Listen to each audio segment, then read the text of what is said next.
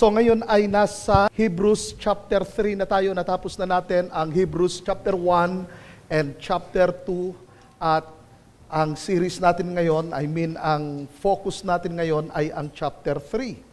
Ang chapter 3 ng Hebrews ay nahahati sa 4 na division. So hanggang lesson 4 ang chapter 3. At ang lesson 1 natin ngayon is fix your focus on Christ. At magfo-focus tayo ngayon sa verses 1 to 6. Bakit maraming mga mananampalataya na nawawala sa focus? Kung titignan natin ang background ng mga mananampalataya that time, ang book of Hebrews, isa sa mga dahilan kung bakit nawala sila sa focus dahil sa tindi ng pressure, sa tindi ng opposition, ng mga trials, temptation na kanilang pinagdaraanan. Hindi lang yon. Ang isa sa mga dahilan kung bakit nawala sila sa focus ay dahil sa mga spiritual figures, katulad halimbawa ng kay Moses. Ang naging focus nila, si Moses. Ang problema ay ganito. Sinasabi nilang dakila si Jesus, pero mas dakila si Moses. Yun ang malaking problema. Yan ang background ng chapter 3 kung saan ang mga mananampalataya ay nawala ang kanilang focus kay Jesucristo. So ang presentation ng author ay ganito. Hindi si Moses ang mas dakila, kundi si Jesucristo. Yan ang kanyang sinasabi.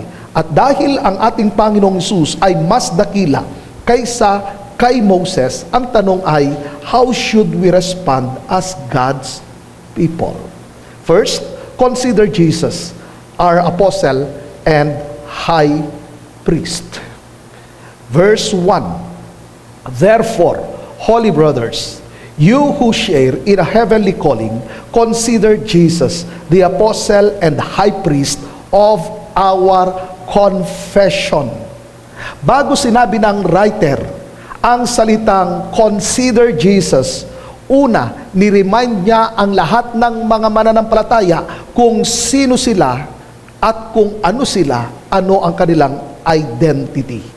So yun mismo ang focus ng author. Kaya sinimulan niya, sino tayo, saan tayo tinawag, kanino tayo dapat tumuon, then pagkatapos ay kanyang sinasabing, Christ is enough. So tignan natin dito sa verse 1 na ito. Una, our position as holy and called people.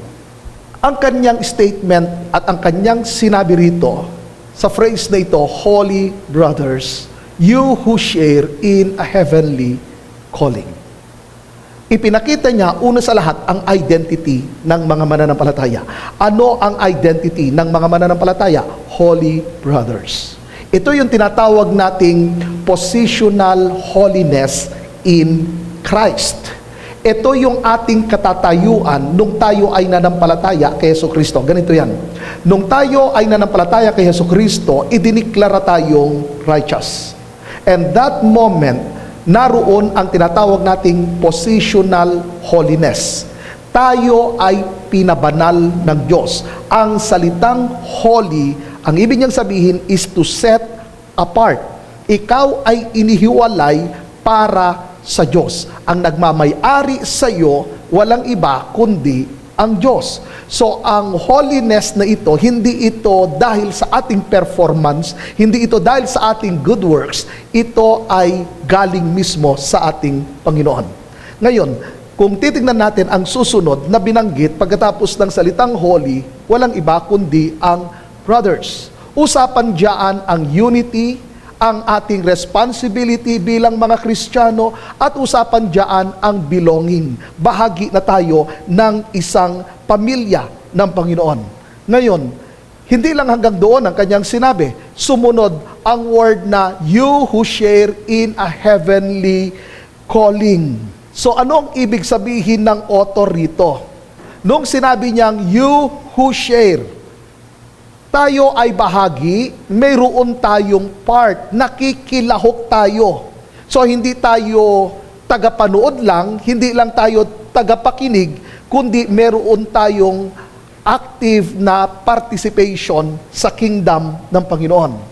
At saan galing ang calling na ito? Binanggit ng Bible, heavenly calling. So may dalawang bagay na tinutukoy diyan. Una, ang source. Pangalawa, ang destination. Ang source, anong sinabi roon? Ang sabi ng kanyang salita, heavenly calling. Galing ito sa Diyos. Hindi ito gawa ng tao. Hindi ito dahil sa ating emotional decision. Galing sa Panginoon. So, ang Diyos ang siyang source.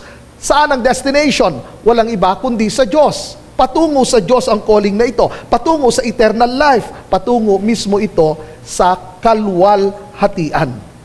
So yun ang sinasabi mismo ng kanyang salita na you who share in heavenly calling. So maliwanag dyan ang ating identity. Sino tayo?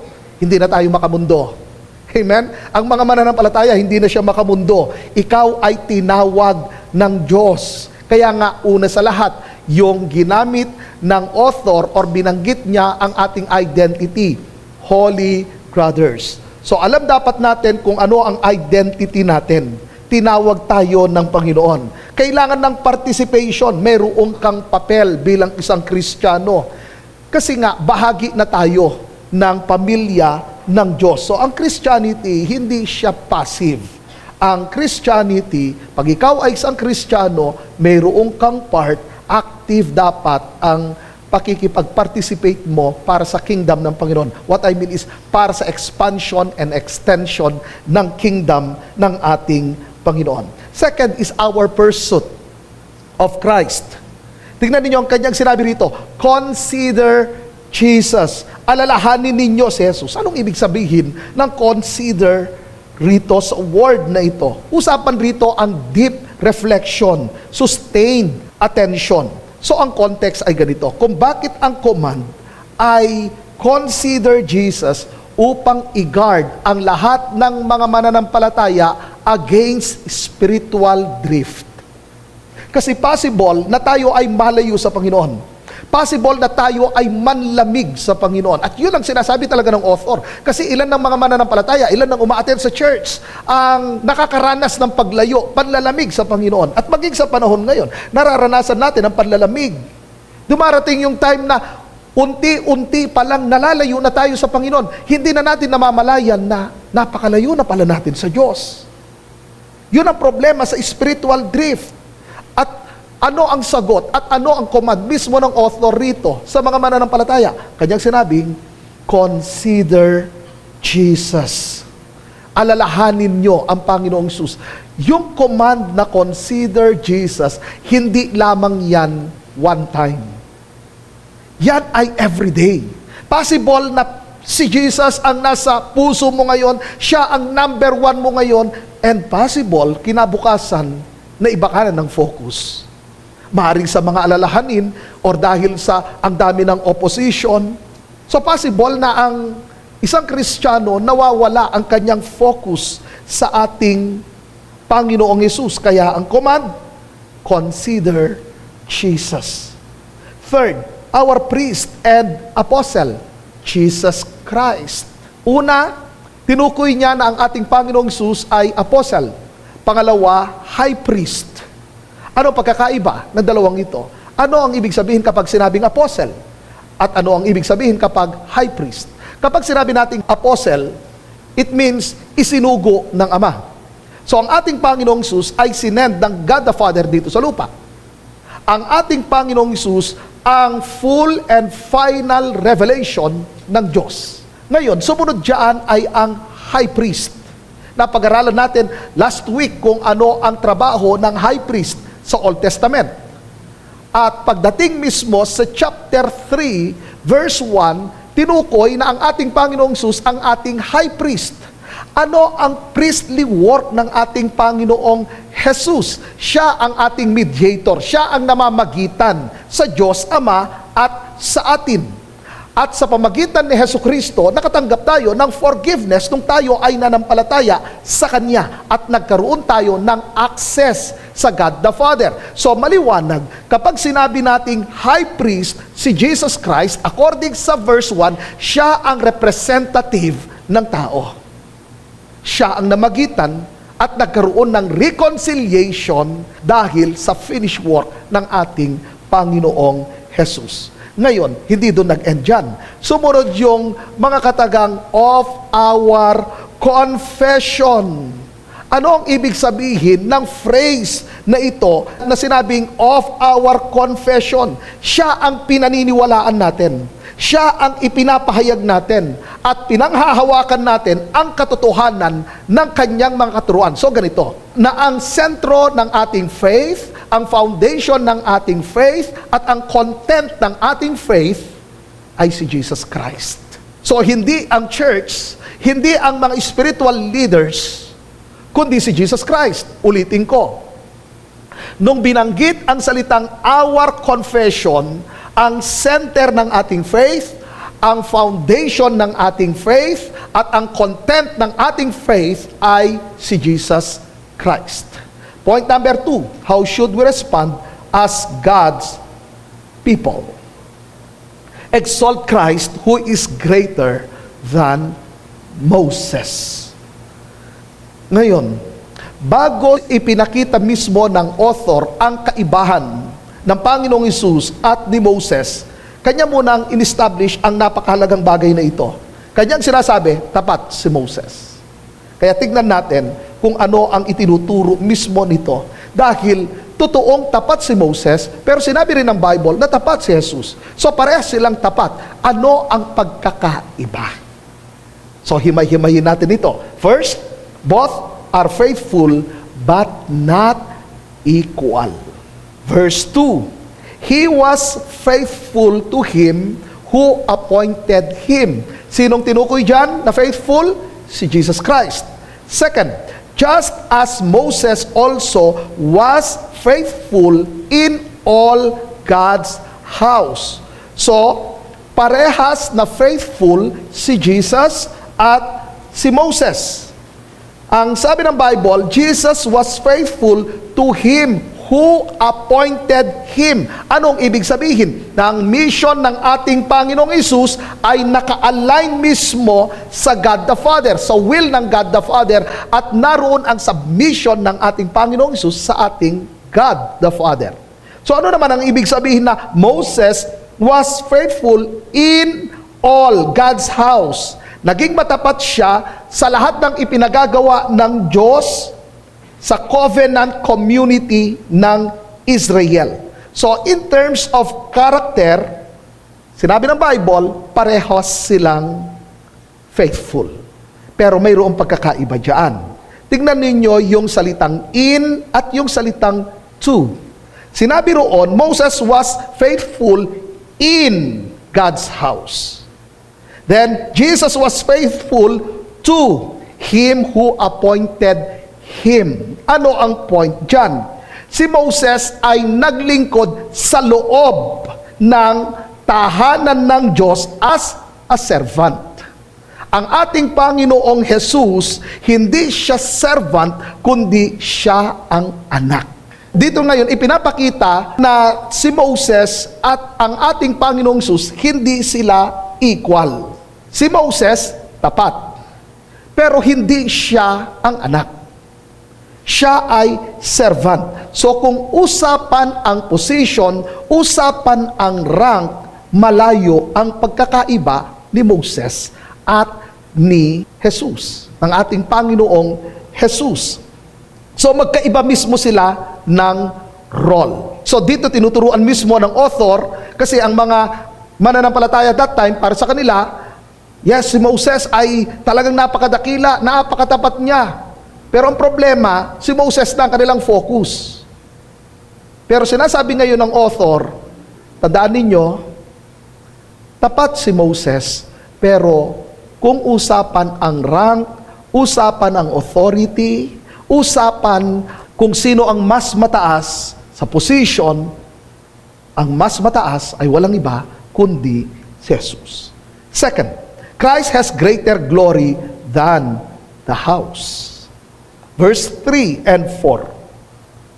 For Jesus has been counted worthy of more glory than Moses, as much more glory as the builder of a house has more honor than the house itself.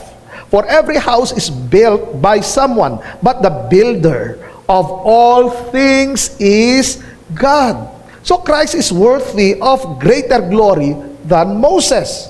So hindi ito dinidiscredit si Moses, kundi pag-aayos mismo ng tamang honor. Tama lang na i-honor si Moses, pero ang highest honor ay para lang kay Hesukristo at hindi para kay Moses. Kaya nga merong illustration eh. Anong illustration diyan? Ang kaibahan ng builder at ng house. Sino ang mas dakila? Ang builder, ang tagapagtayo, or ang bahay? Pag ako po nagde-dedicate ng bahay at napakaganda talaga ng bahay, talagang nasasabi ko sa may-ari, ang ganda talaga ng bahay. Then susunod, nasasabihin ko, ang tanong ko, sino ang architect? Bakit? Ang architect, kasi siya ang source, siya ang nag-isip nun, siya ang nagplano nun. Yun ang pinupunto mismo ng verse na ito. Sino ang mas maluwalhati? Sino ang mayroong mas mataas ang honor? Ang builder or ang house? So maliwanag, hindi ang house, kundi ang builder ang mas mayroong kalwalhatian or mas dakila. Walang iba kundi ang ating Panginoong Jesus. At maliwanag diyan kung sino ang builder of all things. Sinabi roon, walang iba kundi ang Diyos. Third, Christ is son over God's house. Verse 5. Now, Moses was faithful in all God's house as a servant to testify to the things that were to be spoken later. But Christ is faithful over God's house as a son. So ngayon, tignan ninyo. Dito mismo sa verse 5 and 6, maliwanag na si Moses ay faithful servant in God's house. Si Moses iginagalang bilang tapat na lingkod ng Diyos sa house ng Diyos. So maliwanag na totoo ang ministry ni Moses, mahalaga ang ministry ni Moses at totoong galing sa Diyos ang kanyang calling. Pero malinaw ang kanyang role. Siya ay servant under authority si Moses. Hindi siya ang may-ari at hindi siya ang pinuno. Totoong siya ay tapat sa household ng Diyos. Pero hindi sinabi ng Bible na siya ang namumuno or siya ang anak. Ang sabi ng Bible, siya ay servant. Dahil tignan ninyo ang kasunod, ano ba ang laman ng message ni Moses? Ang sabi ng Bible, testify to the things that were to be spoken later. Yun ang sinasabi ng Panginoong Hesus sa kanyang earthly ministry. Ang tinuturo ni Moses, ang kanyang message ay walang iba kundi si Jesus Christ. Hindi si Moses ang kanyang message, hindi ang kanyang sarili, kundi si Jesus Christ ang kanyang itinuturo. So, ang kanyang presentation na sinasabi sa mga mananampalataya, si Moses, ang kanyang message, si Jesus Christ, hindi ang kanyang sarili. So, maliwanag na mas dakila si Jesus kaysa kay Moses. So ngayon, inaayos ngayon ang understanding ng lahat ng mga mananampalataya. Hindi si Moses, kundi si Jesus dapat ang inyong focus. Hindi si Moses ang namatay para sa inyo, kundi si Jesus ang siyang namatay para sa inyo. Siya ang tumubos, siya ang nagbayad ng penalty ng kasalanan, hindi si Moses. At yan ang dapat natin maintindihan. Hindi ang church, hindi ang religion ang nagbayad ng penalty ng ating kasalanan. Hindi ang religion ang siyang makapagliligtas sa atin. Si Hesukristo lang. Walang ibang pangalan ang ibinigay ng Diyos para sa ikaliligtas ng lahat ng tao, ang pangalang Jesus lang. Hindi ang New Life, hindi ang sino mang religion, hindi ang sino mang mga spiritual leaders, kundi si Jesus lang. Wala nang iba. Ngayon, ito yung turning point dyan. Sumunod na sinabi dyan, but Christ. So sa verse 6, ay mayroong decisive contrast. Ano yon? Ipinakita mismo na ang Panginoong Hesus, dahil siya ang anak, ipinakita ng author ang role, ang rank, at ang authority ng ating Panginoong Jesus. Hindi katulad ng kay Moses, siya ay under authority. Pero ang ating Panginoong Jesus, ang anak. Kaya nga sinabi ng Bible na si Moses ay faithful in the house as a servant. Pero nung sabi rito, Christ is faithful over the house. So ang ating Panginoong Hesus nasa ibang level compare kay Moses. So ang position ng ating Panginoong Hesus, ipinapakita rito bilang isang anak ang ownership, ang supremacy, ang governance. Dahil siya ang anak, siya ang tagapagmana, siya ang ruler, at siya ang mayroong karapatan sa authority over it. Say amen. Point number 3, how should we respond as God's people? Hold fast as God's house. Dapat manatiling matatag bilang tahanan, bilang pamilya ng Diyos. Verse 6b. And we are His house. Napansin niyo yung pagbabago. Kanina, ang kanyang ipinakita sa verse 5 and 6a, kanyang ipinakita, sinong mas dakila? Mas dakila si Jesus. Ngayon, pagkatapos niyang ipinakita kung sino mas dakila, ibinalik niya ulit sa mga mananampalataya. Diba? Doon sa una, ipinakita kung sino at kung ano ang identity ng mga mananampalataya. Kaya nga sinabi roon, Holy Brothers. Then pagkatapos doon, pagdating sa verse 6b, ibinalik niya ulit doon. Sino tayo, at ano ang dapat nating gawin bilang mga mananampalataya. Kaya sinabi niya rito, and we are His house, if indeed we hold fast our confidence and our boasting in our hope. So tingnan natin kung ano ang tinutukoy ng verse 6b. First, our identity as God's house. Ang sabi ng Bible, we are His house. Maliwanag na ang mga believers, ang tawag sa atin, tayo ay ang tahanan ng Diyos. Tayo ang pamilya ng Diyos.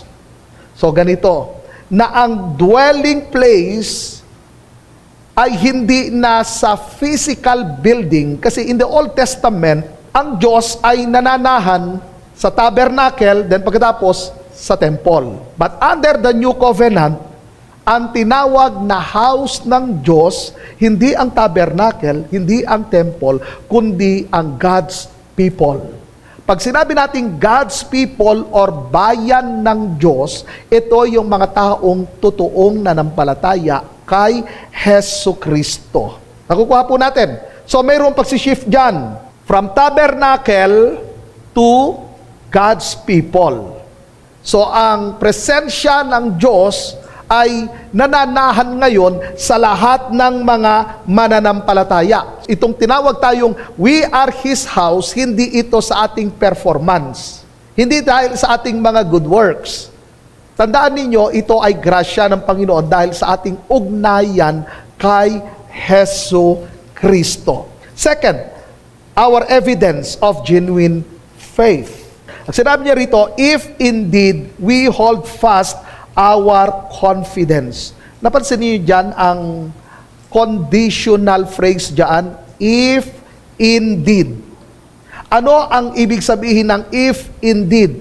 Ito ay test of authentic faith. Totoo ba ang kanyang faith? Usapan dyan kung saving faith or fake ang kanyang faith. Kaya nga sinabi roon, if indeed. So pinapakita niya kung tunay kang nananampalataya or hindi. Kaya nasundan yung salitang hold fast. So rito may mga taong externally part ng community, part ng local church, pero hindi lahat mayroong saving faith. Kaya ang perseverance or yung hold fast ang siyang ebidensya, hindi siya ang basis, kundi ito ang tunay na pananampalataya, nagpe-persevere. Okay, para maintindihan ninyo, ang perseverance hindi para maligtas ka, kundi katibayan na totoo ang iyong pananampalataya. Kasi ang tunay na pananampalataya nananatili hanggang wakas. Kaya nga, mayroon siyang warning, mayroon siyang command. Kaya sa mga susunod na verses, dito sa chapter 3, ipinakita niya na ngayon ang problema sa unbelief. problema sa katigasan ng ulo, sa pagmamatigas ng puso, then ang rebellion.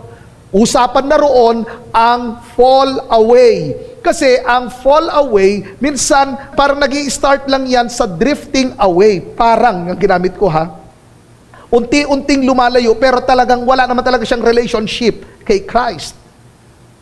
At yun ang nakakalungkot doon. Kasi tingnan ninyo pagdating ng araw, ang sabi mismo ng Panginoong Sus, darating ang araw, maraming magsasabi sa akin, Panginoon, Panginoon, nangaral po kami ng iyong salita.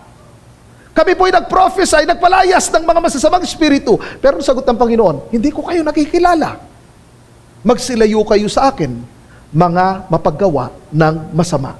Ngayon, maaaring sasabihin natin, nawala po ba ang kanyang salvation? Kailangan nating maintindihan yon. Kasi maaaring sasabihin natin, di po ba nangaral sila ng salita ng Diyos? Ano ang claim nila? Bakit nila kine-claim na sila'y ligtas? Dahil sa kanilang good works. Dahil sa kanilang ginawa. Hindi nila sinabing, dahil sila'y may pananampalataya kay Jesus. Yes, tama ang kanilang confession. Ang tawag nila kay Jesus ay Lord. Pero, anong sagot ng Panginoon? Hindi ko kayo nakikilala. Anong ibig sabihin ng hindi ko nakikilala? Doon sa Greek, ganito ang sinasabi niya, na sa simula't simula pa, wala tayong personal na relasyon. So gumagawa sila'y naglilingkod, pero walang personal na relasyon sa Diyos. Possible ba yon na masigasig ang isang tao na mag-serve and yet wala siyang relationship kay Christ? Yes. Yun ay mababasa natin sa Romans chapter 10, verse 1 up to the following verses. Ang mga Hudyo, masigasig silang maglingkod sa Diyos, pero hindi nila inilagay ang kanilang pananampalataya kay Jesucristo. So possible pala na maging palabasa ako ng Bible, nangangaral ng salita ng Diyos, nang wala akong relasyon sa Panginoon. Kaya nga, ang sabi mismo ni Apostle Paul, i-examine ninyo kung may pananampalataya talaga kayo. Ano point niya? Ang inyo bang pananampalataya ay saving faith? Or ito ay head faith? Or ito ay feeling faith? Or tinatawag nating emotional faith? Kasi pag sinabing head faith, yes, alam kong si Jesus ang siyang tagapagligtas. Pero, ang tanong, inilagay mo ba ang pananampalataya mo kay Jesucristo? Kasi ang saving faith ay ganito. Una na sangkap ng saving faith, alam mo ang katotohanan ng salita ng Diyos. Alam mo kung sino si Jesus, na siya ang tagapagligtas, na siya ang nagbayad ng penalty ng iyong kasalanan, pero hindi doon nag-e-end. Dapat nakikiagree ka sa katotohanan. Kasi possible na narinig mo ang katotohanan pero hindi ka nakikiagree sa katotohanan. Okay, ngayon, halimbawa, nakiagree ka sa katotohanan. Naniwala ka sa katotohanan, nakiagree ka sa katotohanan na ito, pero kailangan yung pangatlo, ang ilagay mo ang iyong pagtitiwala ng buong buo kay Jesucristo at sa kanyang finished work. So, hindi siya faith plus good works, kundi faith alone. Kasi, sabi ni Jesus, it is finished. Ibig sabihin, wala ka nang idadagdag. Kompleto na ang pagbabayad ni Jesus. Binayaran na ng buo ng Panginoong Hesus. Yun ang ibig sabihin ng tetelestai. Binayaran na ng buo ng Panginoong Hesus. Hindi yung may babayaran ka pang konti. Kailangan maging matapat ka, kailangan mong mag-perform, kailangan mong palu-paluin ng likod mo yearly. Kailangan maging palasimba ka. Hindi yun ang tinuturo ng salita ng Diyos. Nung sinabi ng Panginoong Hesus, it is finished, fully paid. Binayaran niya ng buong buo. So, kailangan i-check natin kung totoo ba ang aking pananampalataya or ito lang ay emotional faith. Pag sinabing emotional faith, nung meron nag-preach, umiyak-iyak lang talaga ako, blessed na blessed ako Pero tanong, inilagay mo ba ang iyong tiwala kay Kristo?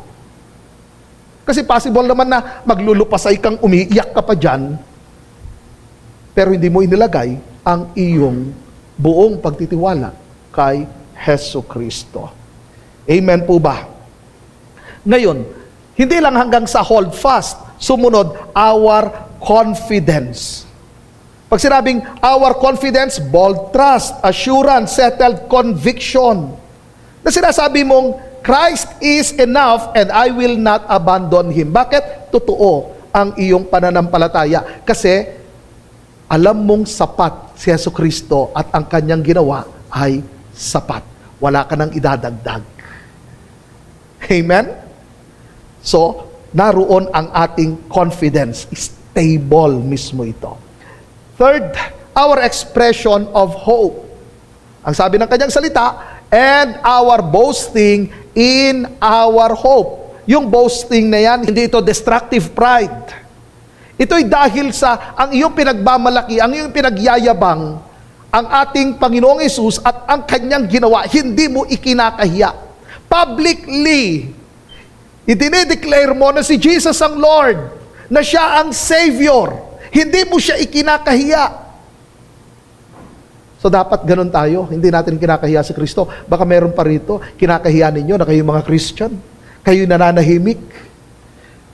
Hindi ninyo ipinapahayag publicly ang ating Panginoong Hesus. Ngayon, hindi doon nag-end. Sumunod roon, in our hope. Anong usapan diyan? Tayo'y umaasa na gagawin ng Diyos ang kanyang pangako. Ano yung kanyang pangako? Ang kabuuan ng ating kaligtasan. Ano yung kabuuan ng ating kaligtasan? Yung sa second coming ng ating Panginoong Hesus. Di ba, tinuro ko nun sa inyo ang phases ng salvation. Yung una, sa justification, salvation from the penalty of sin. Then, sanctification, salvation from the power of sin. Then, ang glorification, ito yung sinasabi kong kabuuan ng kaligtasan natin, salvation from the presence of sin. Na kung saan babalik ang ating Panginoong Hesus, bibigyan niya tayo ng katawang hindi nabubulok, at siya ay magro-rule ng 1,000 years dito sa mundong ito. Then after ng 1,000 years, gagawa ang Diyos ng bagong mundo. Dahil yun ang sinabi ng kanyang salita. Yun ang pinag-aralan natin sa mga nakaraang lesson, na ang hinihintay natin ay ang bagong mundo. So mayroong gagawin ng Diyos na bagong mundo. Bakit? Itong mundong ito, ang sabi ng Bible, tutupukin. At ang sabi ng Revelation, gagawa ang Diyos ng bagong langit at bagong lupa. Yun ang ating hope. So, ano ang application ng verses 1 to 6? Paano natin ito i-apply? First, fix your focus on Christ daily. Dahil part na tayo ng pamilya ng Diyos, at mayroon na tayong panawagan.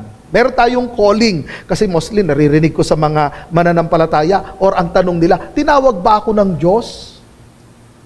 Maliwanag dito sa ating pinag-aralan. Hindi tayo yung tagapanood, hindi lang tayo basta tagapakinig, kailangan ng participation.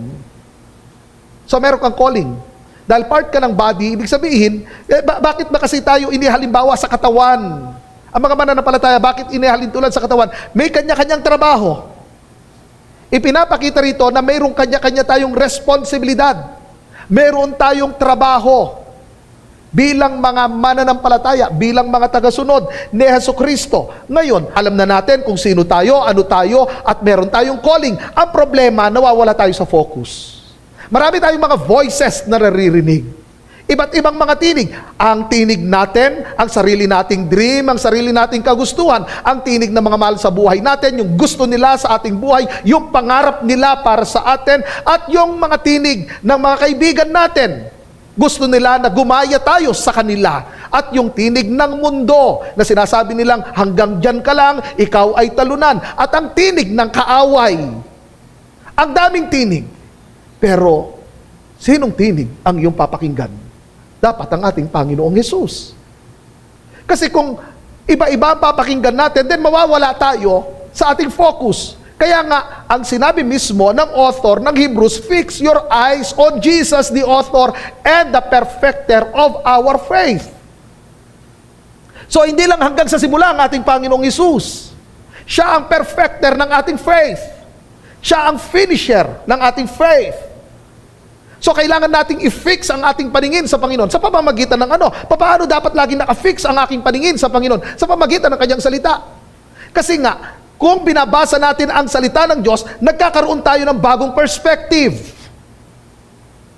Nakikita natin kung ano ang pananaw ng Diyos. Hindi kung ano ang pananaw natin sa mga nangyayari sa atin.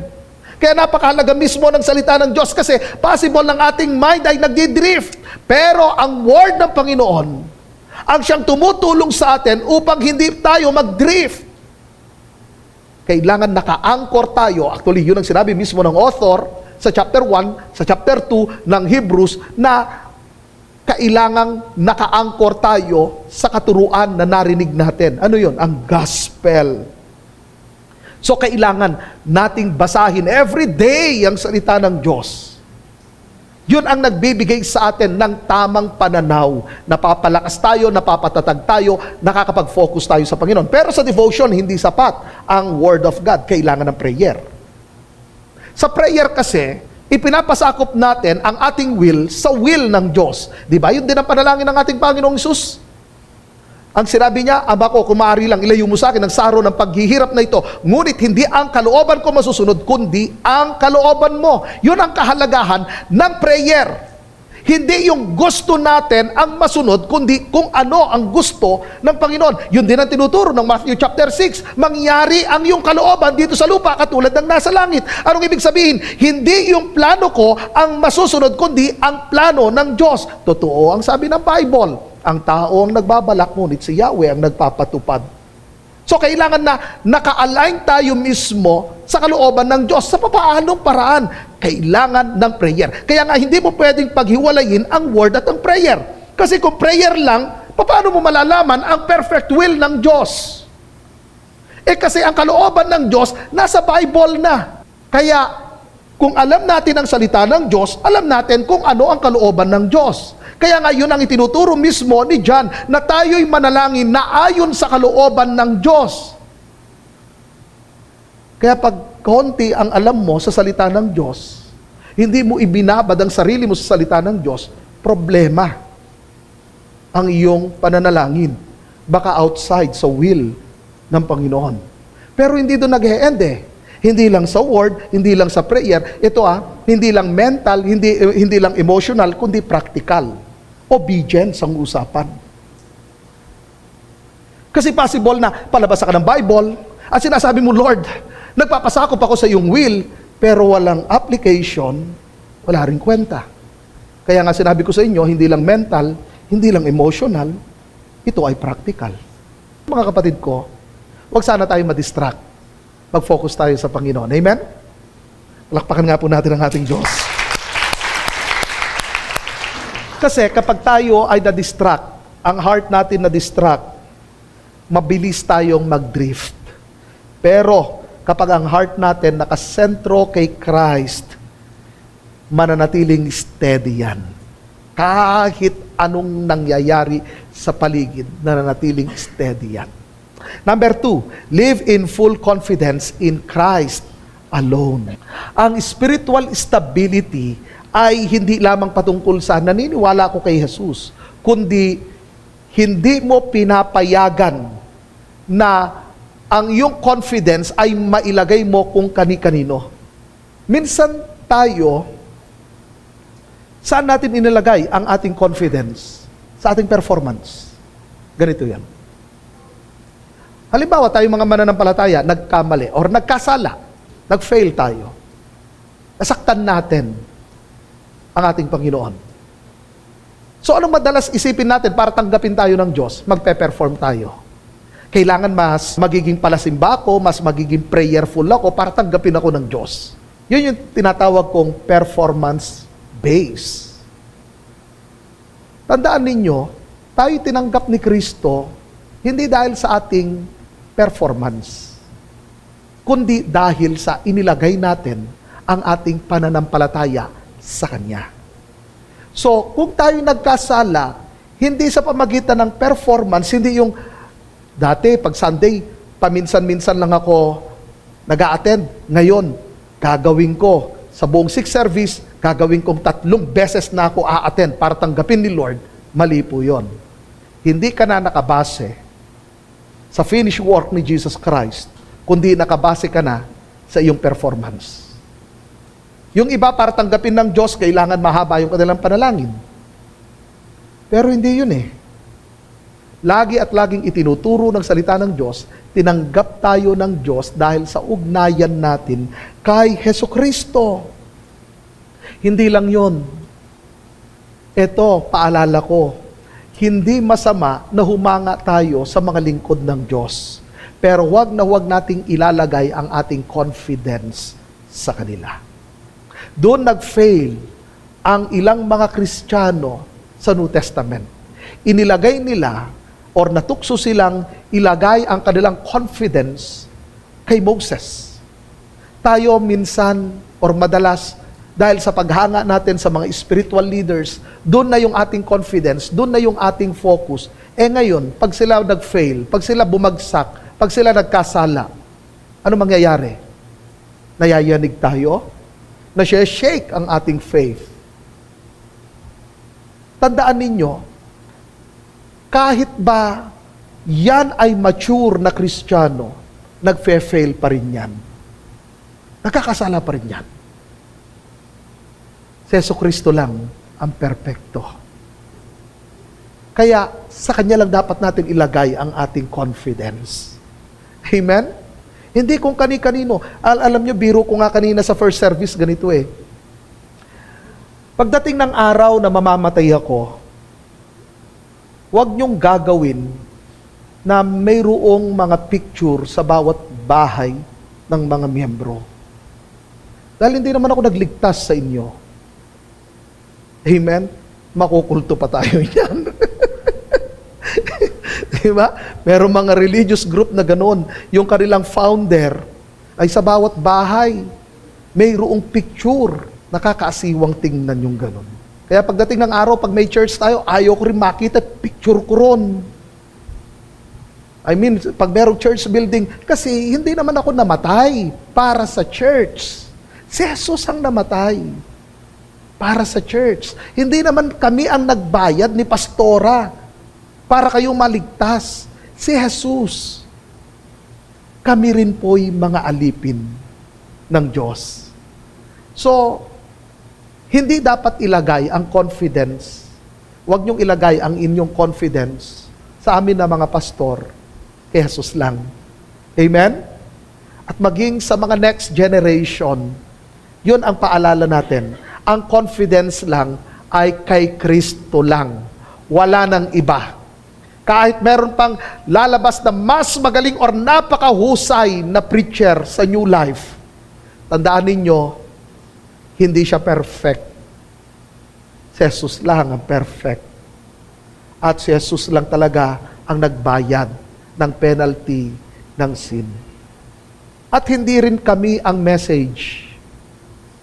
Si Jesus ang message. Babalik tayo sa sinabi ko, or sinabi mismo ng kanyang salita, na kung saan ang ating confession. Nung sinabi ko sa inyo ang ating confession, ang content ng ating faith, ang sentro ng ating faith, at ang foundation ng ating faith, ay si Jesus Christ.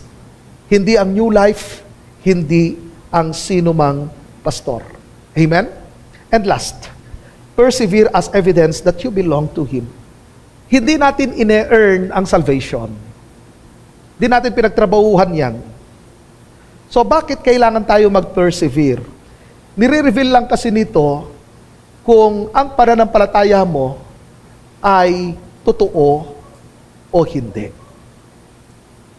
Kaya sa mga testings, sa mga oppositions, nilalabas lang yan kung anong pananampalataya ang mayroon ka. So, ang holding fast ay hindi siya basis ng salvation, kundi evidence ng totoong pananampalataya. Kasi ang tunay na mananampalataya nananatili. So, mga kapatid ko, oo, dumarating ang time na lalamig tayo. Totoo, dumarating ang time nang hihina tayo. Nang hihina ang ating pananampalataya. Pero, kailangan tignan natin sa tamang perspective, bakit mayroong trials? Upang tayo maayos. Tandaan ninyo, ang tawag sa atin ay holy. Yun ang ating identity. At dahil tayo ay holy, tayo ay na-set apart, mayroong nagmamayari sa atin, ang Diyos. At siya rin ang umaayos sa atin. Hinuhubog niya tayo. So, inaalaw niya ang mga pagsubok sa ating buhay para madisiplin tayo. Kasi yun din naman ang sinabi ng kanyang salita. Sino ang dinidisiplina ng Diyos? Walang iba kundi ang kanyang mga anak. So, hinuhubog tayo, inaayos tayo hanggang sa makita mismo ang wangis ni Jesus Christ sa ating buhay. Kaya mga kapatid ko, huwag sana tayo magtampo sa Panginoon kapag dumaraan tayo sa mahigpit na pagsubok. Huwag sana tayo magtampo sa Kanya. Huwag sana tayo manlamig. Magkaroon tayo ng tamang pananaw. Bakit inalaw ng Lord ang pagsubok? Para lalo akong lumapit sa Kanya, para lalo akong magtiwala sa Kanya, para umayos ako, para lumalim ako, para mag-mature ako. Amen? Bakit inalaw ng Diyos ang mga temptations? Upang ilagay natin ang ating buong tiwala sa ating Panginoon. Dahil ang makapagbibigay lang naman talaga sa atin ng tagumpay, walang iba kundi si Jesus. Naalala ninyo nung sinabi mismo ng Matthew chapter 4, idinala ng banal na Espiritu ang ating Panginoong Jesus sa wilderness para ano? Ang sabi ng Bible, para tuksuhin ng dyablo. Hindi kasalanan ng tukso. Pero wag lang tayo mag-give in dahil yun ang kasalanan. So bakit tinalaw ng Diyos ang mga bagay na ito? Para sa ganon, matuto tayong magtiwala sa Kanya. Dahil hindi naman natin kaya without Jesus. Kaya mga kapatid ko, anuman ang mga pinagdaraanan natin, anuman ang mga sitwasyon natin, tandaan ninyo, hindi mababago ang ating identity. Nanatili na ang ating identity. Ang kailangan lang ngayon, magpatuloy tayo. Patuloy tayong magtiis. Patuloy tayong magtiyaga. Anyway, hindi naman tayo nagpo-produce ng long suffering, ng patience. Bunga yan ng banal na Espiritu. Ang Holy Spirit ang nag-produce niyan. So ano gagawin roon? Kailangan lang tayo mag-grow. Mag-grow tayo sa patience, sa long suffering. Kaya tuloy-tuloy tayo mag-grow bilang mga tunay na mananampalataya ng ating Panginoong Hesus. Nawa magpatuloy tayo.